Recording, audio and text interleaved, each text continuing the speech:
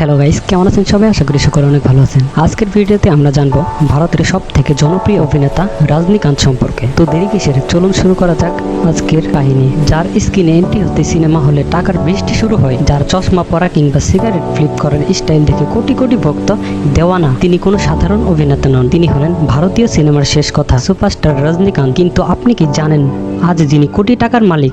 তিনি একসময় বাসের কন্ডাক্টর ছিলেন। রজনীকান্ত 12 ডিসেম্বর 1950 সালে বেঙ্গালুরুর একটি অত্যন্ত সাধারণ মারাঠি পরিবারে জন্ম নেন। তার আসল নাম হচ্ছে শিবাজিরাও গাওকোয়াড। হ্যাঁ, এটাই রজনীকান্তের আসল নাম। তার বাবা রামজি রাও ছিলেন একজন সাধারণ পুলিশ কনস্টেবল এবং মা জিজাবাই ছিলেন একজন গৃহিণী। তারা মোট 4 ভাই বোন ছিলেন। শিবাজি ছিলেন সবার ছোট। রজনীকান্তের শৈশব একেবারে সহজ ছিল না। মাত্র 9 বছর বয়সে তিনি তার মাকে হারান।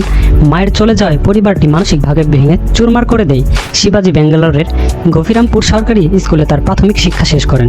লেখাপড়ায় মোটামুটি ভালো হলেও ছোটবেলা থেকেই তার থিয়েটার আর নাটকের প্রতি ছিল তীব্র ঝোঁক। সংসারের অভাব মেটাতে কম বয়সে রজনীকান্তকে কাজে নামতে হয়। তিনি প্রথমে কুলি হিসেবে কাজ করেন, এরপর কিছুদিন পর সুতার বা কার্পেন্টারের কাজও করেন। অবশেষে তিনি বেঙ্গালোরের ট্রান্সপোর্ট এজেন্সিতে একটি বাস কন্ডাক্টর হিসেবে চাকরি পান। কন্ডাক্টরি করার সময় তার স্টাইল ছিল দেখার মতো।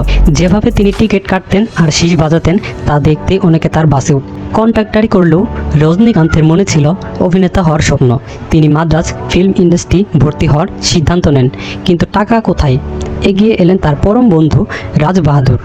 বন্ধুর আর্থিক সহায়তা তিনি ইনস্টিটিউটে যোগ দেন।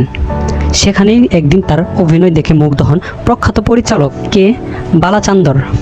তিনি শিবাজিকে তামিল ভাষা শিখতে বলেন এবং 1957 সালে অপূর্বাঙ্গাল পরিচালকই তার নতুন নাম রাখেন রজনীকান্ত। শুরুতে ভিলেনের রোল করলেও রজনীকান্তের স্টাইল দর্শকদের মন কেড়ে নেয়। তিনি 1980 সালে বিল্লা সিনেমা দিয়ে ভালোই পরিচিতি লাভ করেন। এরপর মুথু, বাদশা, শিবাজি, রবট থেকে শুরু করে সাম্প্রতিক জেলার একের পর এক ব্লকবাস্টার উপহার দিয়ে তিনি হয়ে ওঠেন ভারতের সর্বোচ্চ পারিশ্রমিক পাওয়া অভিনেতা।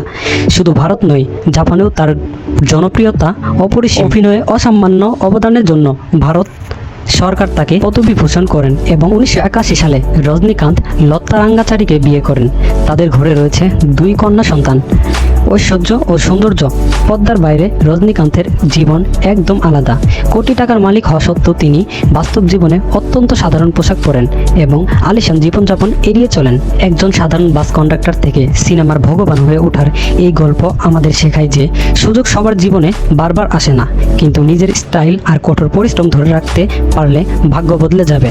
আজ 70 বছর বয়সেও গণ্ডি পেরিয়ে তিনি বক্স অফিসের রাজা, লিজেন্ডারি অফ রজনীকান্ত।